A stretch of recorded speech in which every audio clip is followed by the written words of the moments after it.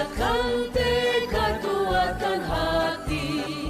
Negeri ini memanggilmu kawan. Belajar, bergerak, berbagi untuk negeri.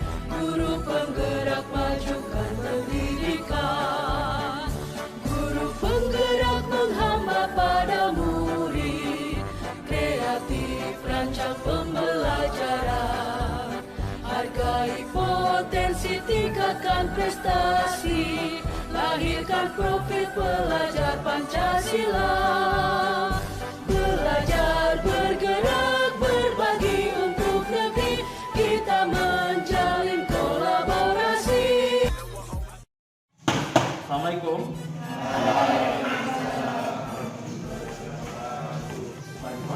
Pagi.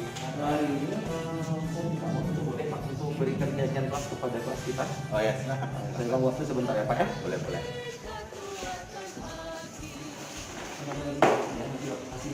Oke, kertasnya. Oke, kertasnya kemarin sudah Bapak bagi ya. Oke, kertas stick note-nya udah Bapak kasih semua satu persatu. Mohon untuk pulpennya dipersiapkan. Oke, saya mulai ya Pak ya. Ya, boleh. Oke, Assalamualaikum warahmatullahi wabarakatuh. Waalaikumsalam. Salam sejahtera bagi kita semuanya. Oke, di pagi hari dan cerah ini, Bapak minta waktunya sebentar ya. Mungkin Bapak sebagai guru BK anak kami di kelas 3 ITL, Bapak ganggu waktu pembelajarannya dengan Bapak wali kelas. Hari ini Bapak masuk dalam kelas ini untuk melaksanakan yaitu memberikan suatu impian kelas ya. Oke, misal Pak kasih contoh ya. Kelas kita ini impian kita misalnya kelas kita lebih teratur ya Pak ya. Kita harus memiliki visi misi atau punya yang namanya tujuannya sama gitu ya. Biar nanti sekolah kelas kita ini semua lebih tertib dan lebih nyaman. Nah tentunya di kelas ini sudah ada ketua kelas ya, wakil ketua, sekretaris, bendahara sebagai pengangkat kelas biasanya Pak sebut ya sebagai guru BK. Nah, tiap hari mereka membantu elektabilitas ya hadirnya di dalam kelas bagaimana mereka ke ruangan BK ke sama Bapak BK ya kan. Nah nantinya itu penting dalam proses pembelajaran pada saat pemanggilan orang tua ataupun mungkin nanti ada permasalahan. Nah oleh karena itu ada satu lagi yang paling penting apa ya, kita bakal lakukan namanya keyakinan kelas ya Pak. Ya. Saya berharap untuk Bapak wali kelas bisa kerjasama supaya nanti kita terbitkan keyakinan kelas supaya kita semuanya sama-sama kita memiliki impian kelas yang kita harapkan atau yang kita idam-idamkan. Menentukan keyakinan kelas. Nah hari ini Bapak sudah kasih stick note masing-masing ke siswa. Nantinya Bapak minta tolong supaya kerjasama kita nanti tuangkan di dalam stick note itu pakai pulpen andalan sekalian. Apa kira-kira yang mau kita nanti yakini bersama-sama? Paham maksudnya? Artinya kalau kita memiliki impian kelas kita lebih bagus, kita harus tertib, ya kan? Dan kita membuat keyakinan, apa yang kita yakini masing-masing nanti kita sepakati, itulah nanti keyakinan kelas yang bakal kita cantumkan di dalam kertas manila yang Bapak siapkan. Nanti kita bakal tempel satu-satu, kita sepakati nanti diputar sama sekretaris.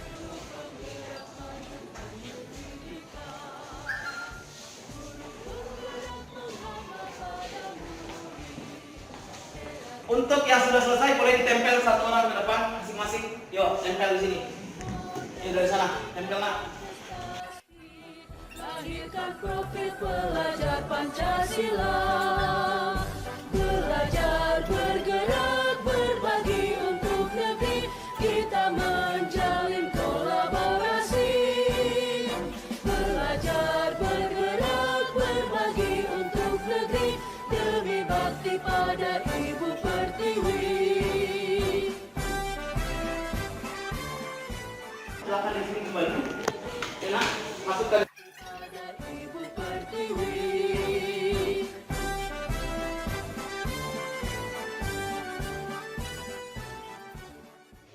Ada 3 poin. Ada yang merasa keberatan dan antara yang 3? Fix semua?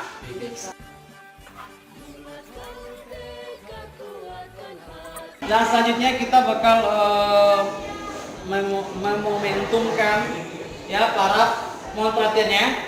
Ini yang sudah kita ini ya Pak ya, yang sudah kita siapkan semua keyakinan kelas tadi setuju dan sepakati melalui stick tadi ya, stick note tadi. Dan itu kita bersama-sama jangan diabaikan dan ini harus diindahkan.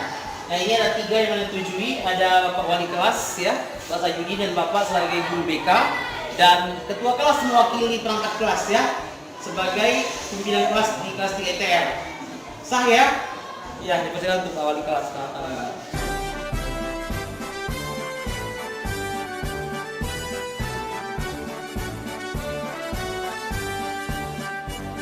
Bulatkan tekad, kuatkan hati. Oke, pada hari ini penyambungan tanggal 6 ya, bulan Januari 2021 sah kita sepakati untuk kelas 3 ITL, keyakinan kelas dan konsekuensi yang setelah berlaku tahun pelajaran 2021-2022 sah kita tetapkan pada hari ini.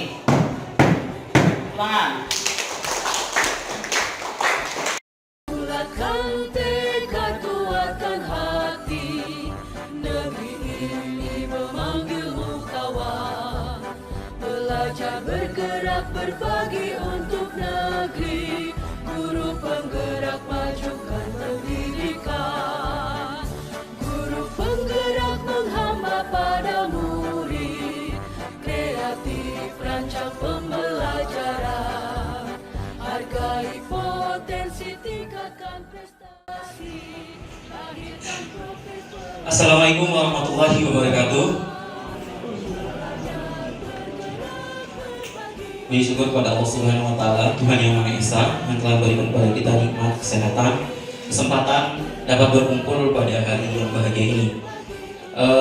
Selawat berikan salam mari kita hadiahkan ke junjungan Nabi besar Muhammad SAW yang berlafazkan Allahumma sholli ala sayyidina Muhammad wa ala ali sayyidina Muhammad. Yang terhormat Bapak Kepala Sekolah, Bapak Ijidar di Sarjana Pendidikan, Bapak PKS Kurikulum, Bapak Suwarman Sarjana Pendidikan, dan Bapak Ibu Guru yang saya hormati dan saya muliakan, yang mungkin tidak bisa saya sampaikan, saya sebutkan namanya satu persatu. Nah, di kesempatan kali ini izinkan saya untuk menyampaikan beberapa yang saya peroleh dalam program guru penggerak, di mana mungkin kita sudah mengetahui Bapak Ibu sekalian dalam beberapa bulan terakhir ini saya mengikuti program guru penggerak. Nah, di situ pada hari ini saya memilih hari ini untuk waktunya hari ini untuk aksi nyata yang kedua. Kemarin sudah melakukan aksi nyata yang pertama, yaitu di dalam kelas, dan alhamdulillah berkolaborasi dengan Bapak, Ibu Guru, rekan kerja lainnya sangat luar biasa. Saya sangat bangga sekali dalam pelaksanaan tugas-tugas selama ini bisa bekerja sama, baik itu mungkin sebelumnya dengan Bapak Limaja, ini mungkin kemarin dengan Pak Saidi ya di dalam kelas, yaitu pembentukan atau komitmen pembuatan keyakinan kelas kemarin sudah dilaksanakan. Nanti mungkin ada sinkronisasi dengan materi pada hari ini yang tentunya bakal disampaikan. Sebelumnya saya mohon maaf pada Bapak Ibu sekalian, bukan bahasanya menggurui. Ini yang saya peroleh dalam pendidikan guru penggerak, memang ada istilah pengimbasan. Intinya semacam berbagi.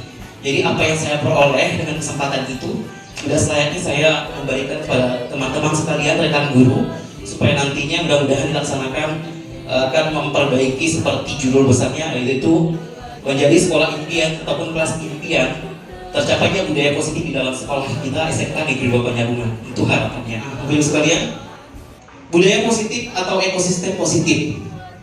Kita ambil contoh perbandingan dengan hidup tumbuh-tumbuhan. Seorang petani dalam hakikatnya sama kewajibannya dengan seorang pendidik yang menanam padi. Misalnya nih, hanya dapat menuntut tumbuhnya padi. Ia dapat memperbaiki kondisi tanah, memelihara tanaman padi, memberi pupuk dan air, serta membasmi ulat-ulat atau jamur-jamur yang mengganggu hidup tanaman padi dan lain sebagainya. Ini dikutip dari Bapak Ki Hajar Dewantara. Nah, untuk isi materi pada hari ini saya sampaikan ada 6 eksplorasi konsep. Yang pertama itu perubahan paradigma dari stimulus respon ke teori serta ke kontrol. Dan yang kedua kebutuhan dasar manusia. Ketiga arti disiplin dan 3 motivasi perilaku manusia. Dan yang keempat keyakinan, kelas, hukuman dan penghargaan. Dan yang kelima posisi kontrol. Yang terakhir segitiga restitusi. Nah, ini berkaitan dengan kebutuhan wali kelas sebenarnya Bapak Ibu sekalian. Walaupun istilahnya di sini kan bukan semua wali kelas seperti itu. Jadi istilahnya nggak harus semua wali kelas yang memperoleh pemahaman tentang ini. Nah, suatu ketika peristiwa nantinya Bapak Ibu sekalian yang tidak wali kelas bakal menjadi wali kelas ini bisa diaplikasikan. Karena nanti mengingat kita sudah mengetahui adanya kurikulum baru, yaitu paradigma baru atau prototipe, itu juga akan nanti berkaitan dengan ini juga seperti itu. Nah, dimana nanti dalam kelas itu bakal dibuat suatu budaya positif seperti yang tadi mungkin Bapak Kepala Sekolah sampaikan. Apakah nanti membuat suatu keyakinan dan lain-lainnya, nanti di dalam ini bakal diulas lebih dalam lagi seperti itu. Nah, Bapak Ibu sekalian mohon diperhatikan perubahan paradigma. Nah, di sini bakal kita buat suatu keadaan atau peristiwa kegiatan namanya kepalan tangan. Nah, instruksinya Bapak Ibu ada A dan B. Bisa saja disebut ini mungkin bisa dilakukan dengan Bapak Ibu di dalam meja 2 orang. Satu nanti si A berperan A dan satu berperan dengan B. Nah, bahas ceritanya seperti ini. Sobeklah secari kertas kecil, tuliskan benda atau suatu yang sangat berharga untuk Bapak Ibu sekalian. Nah, letakkan di salah satu tangan Bapak Ibu sekalian dan genggam kertas tersebut dengan segala kekuatan. Intinya itu tidak boleh dilepas. Itu harus dikepal sekuat-kuatnya. Tidak boleh orang mengambil, tidak boleh orang membuka. Intinya itu kepalanya tidak boleh dibuka seperti itu. Dan selanjutnya teman ataupun si B itu mencoba dengan sekuat tenaga dengan berbagai cara untuk meminta si A tadi memberikan benda tersebut. Intinya dia bakal membuka. Nah, apa yang akan terjadi kalau misalnya saya tanya kepada Ibu sekalian? Ada mungkin coba, oke, bagaimana kalau posisi si B? Apa yang akan dia lakukan kalau seperti itu instruksinya? Ada mungkin mau coba Bapak Ibu sekalian? Boleh? Gimana Pak? Nah, di dalam itu berarti terjadi suatu perbedaan pandangan ya Bapak ya, baik si A dan si B. Mungkin si A berperan bagaimana sekuat tenaga supaya tidak bisa dibuka itu kepalan tangan, dan si B berusaha bagaimana caranya, apakah dia akan menggelitiknya supaya tidak terbuka, atau mungkin memaksanya, atau mungkin terjadi negosiasi. Oke, saya bayar 1 juta bisa buka. Nah, bagaimana pandangan perubahan paradigma? Pertanyaannya, apakah bisa berubah atau masih konsisten? Itu kembali ke masing-masing orangnya seperti itu. Next, perubahan paradigma teori kontrol ataupun yang disebut dengan ilusi kontrol. Ini ada 4. Pertama itu ilusi guru mengontrol murid. Mungkin ini pernah kejadian pada kita semua Bapak Ibu sekalian. Saya juga mungkin di dalam kelas, dimana kadang kita merasa si anak ini seperti ini. Contoh, saya kasih contoh ya Pak ya Bu. Kita lagi pada saat menulis, ternyata ada anak yang jahil. Di pikiran kita, salah satu dari anak-anak di depan di kelas ini ada yang kurang ajar. Selama ini mungkin dia menjawab bebal dan lain-lain gitu. Jadi ada di bawah sadar kita merasa si anak ini kurang ajar. Seketika pada saat kita udah memiliki pikiran negatif, kita lagi menulis, ada yang melempar kita dari belakang, ada yang jahil.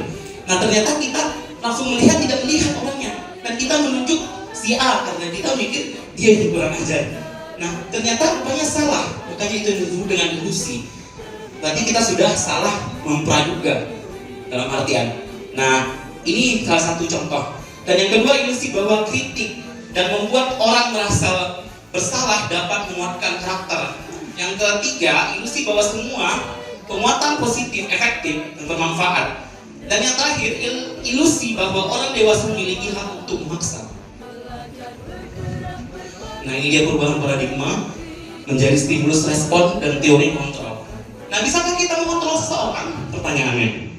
Di sini ada stimulus respon. Yang pertama, kita mencoba mengubah orang agar berpandangan sama dengan kita. Nah, ternyata teori kontrolnya kita berusaha memahami pandangan orang lain tentang dunia. Begitu juga dengan stimulus respon perilaku guru dilihat sebagai suatu kesalahan. Dan teori kontrol semua perilaku memiliki tujuan. Dan yang terakhir, stimulus respon yang keenam, model berpikir menang atau kalah. Dan teori kontrolnya, model berpikir menang seperti itu. Nah, ini termasuk masing-masing orang memiliki berbeda-beda. Seperti tadi contohnya tadi Bapak Ibu ya, seperti kepala tangan tadi. Sama halnya dengan perubahan paradigma stimulus respon teori kontrol ini. Nah, ini ada gambar lingkaran. Di dalam lingkaran ini ada 4 aspek. Ini disebut dengan kebutuhan dasar manusia. Di mana yang pertama adalah belonging atau dimaksud dengan cinta kasih atau rasa memiliki dan memiliki. Dan yang kedua itu adalah power atau penguasaan dengan simbol bintang. Dan yang ketiga itu ada fun atau kesenangan dengan simbol balon. Yang keempat yaitu freedom atau dengan disimbolkan dengan kupu-kupu atau diartikan dengan kebebasan. 4 ini adalah bertahan hidup. Kebutuhan dasar manusia untuk bertahan hidup. Ada 4 aspek. Nah selanjutnya, terkaitan dengan cerita, ini ada suatu peristiwa cerita, ada kurang lebih 4. Kita akan kaitkan dengan kebutuhan dasar manusia tadi. Yang pertama, ibu guru bilang, aku tidak boleh bersenandung sewaktu mengerjakan tugas. Katanya kelas harus tenang, tidak ada suara, padahal kan aku suka dan senang menyanyi. Nah, kebutuhan apa yang dibutuhkan oleh si anak? Kalau saya tanya sama Bapak Ibu sekalian, berdasarkan tadi yang bulat tadi, kebutuhan dasar manusia tadi, apa yang pas? Apakah dia belonging? Apakah dia apa tadi? Yes. Apakah dia freedom atau fun? Gimana yang cocok Bapak Ibu sekalian? Lebih ke fun ya? Berarti dia kesenangan. Benar sekali. Dan Bapak Ibu semua keren sekali.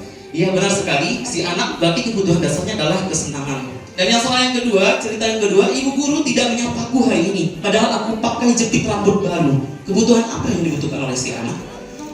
Bapak, jangan kita buka dulu kunci jawabannya. Apakah dia fun? Hujan. Oke. Cinta kasih dan sayang. Kata kuncinya itu guru tidak menyukaiku, menyapaku. Berarti benar sekali. Artinya ini adalah cinta kasih atau disebut dengan belonging. Karena kadang anak-anak ini kalau nggak ditanya, dia merasa ada kekurangan dari dia harus ditanya. Karena ini rupanya caper juga Bu. Setelah kita telusuri, kenapa sih anak ini caper sekali? Ternyata mereka butuh diakui, butuh dibilang aku sayang kamu begitu. Ternyata karakter anak ini berbeda-beda seperti itu.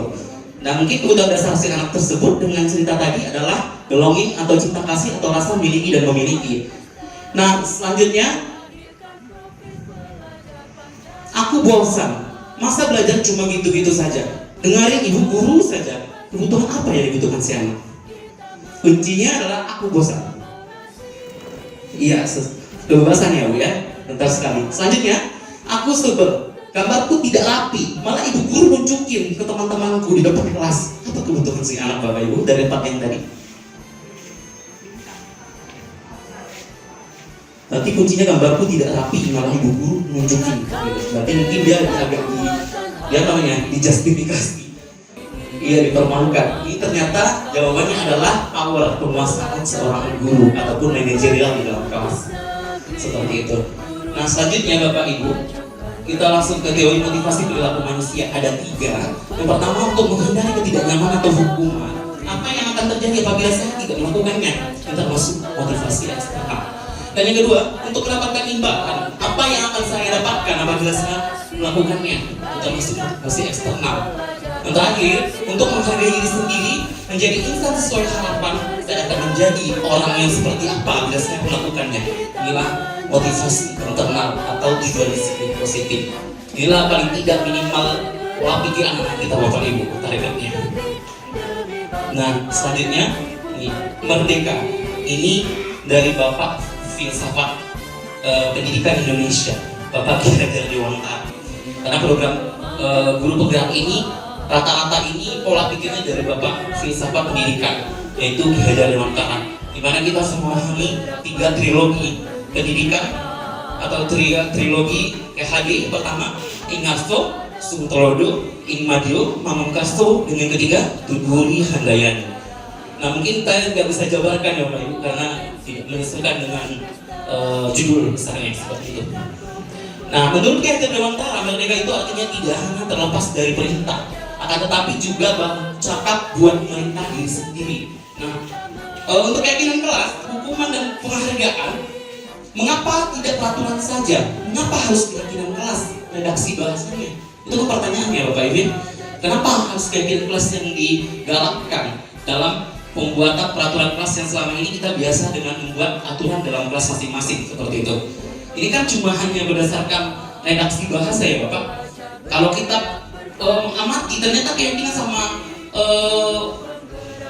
aturan itu atau perjanjian peraturan itu sama kalau dipikir-pikir. Tapi ternyata pembiasaan harus membiasakan sebagai bahasa keyakinan.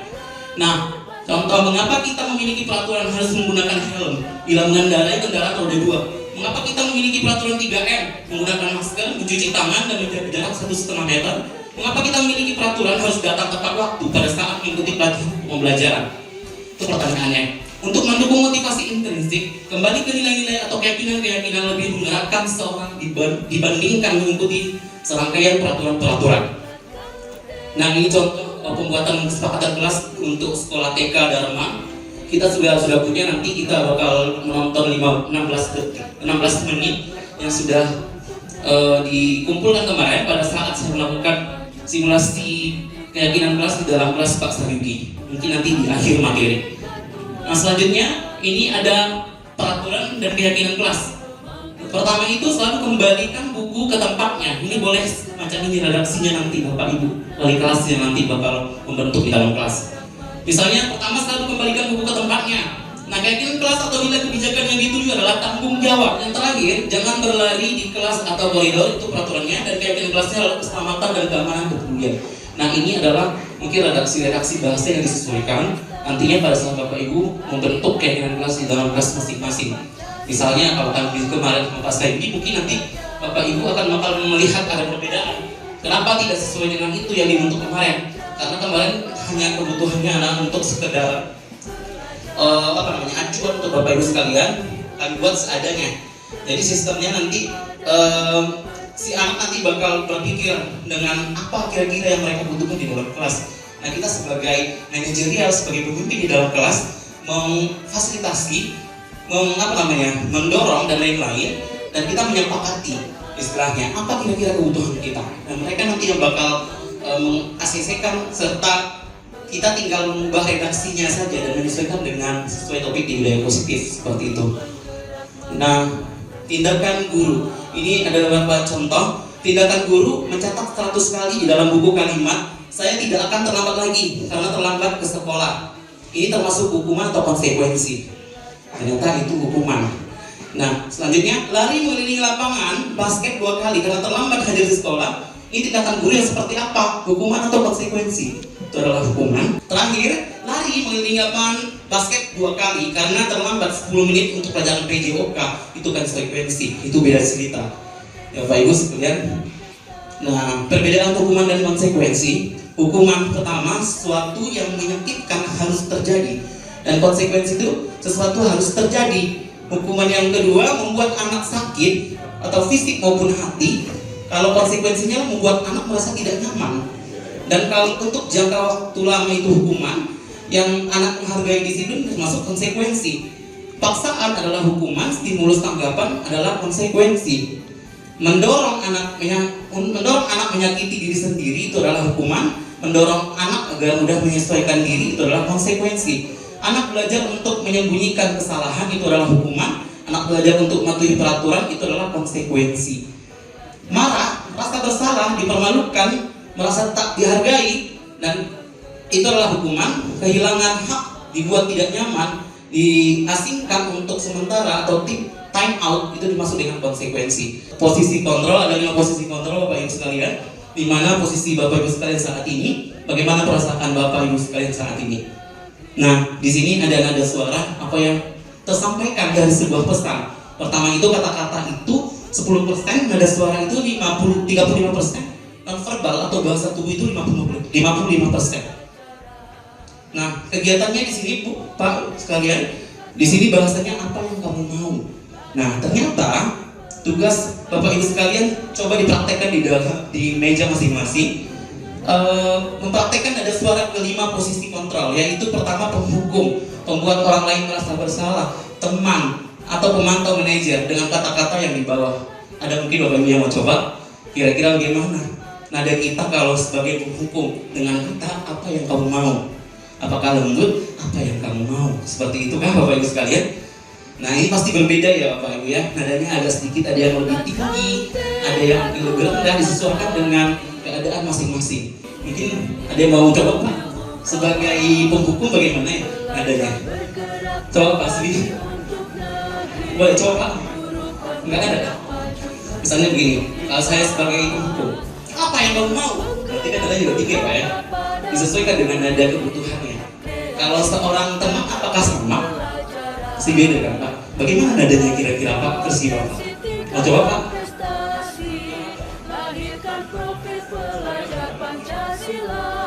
Ini maksudnya sebagai penghukum.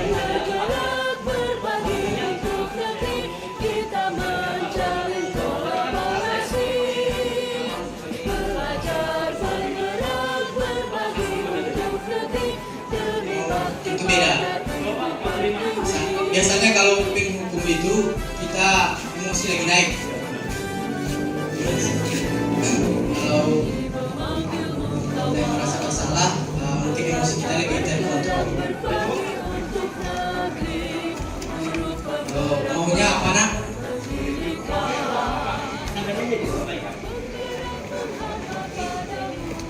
Apa yang kamu mau? Itu versi Pak asli ya Pak. Ada yang mau coba Pak lagi, Bu? Masih ada 2 lagi. Sebagai teman seperti apa? Pemantau atau manajer seperti apa? Ada yang mau coba Bapak Ibu sekalian? Tidak? Oke, kalau sebagai teman mungkin lebih pelan kali ya. Misal tadi kalau Bapak asli tadi seperti itu mungkin agak di tengah sedikit ya. Apa yang kamu mau? Seperti itu. Kalau mungkin pemantau manajer agak naik sedikit, tapi beda sama marah. Kalau marah konotasinya agak ini ya kan, agak emosi seperti itu. Apa yang kamu mau? Seperti itu. Dia ada tingkatan-tingkatan sesuai tadi aturan tadi seperti itu. Itu ya. Ada lagi apa yang sedang kamu kerjakan? Bagaimana sebagai penghukum sama sebenarnya. Mungkin kita skip aja biar lebih cepat ya Bapak. Ini ada 5 sama dasarnya. Nah apa itu restitusi? Nah ini adalah keadaan di mana harapannya Bapak Ibu sekalian. Kalau saya memahami materi ini, Bapak sebagai wali kelas atau Ibu wali kelas, sebelum mungkin lakukan konsultasi kepada BK, perlu kita lakukan yang namanya restitusi.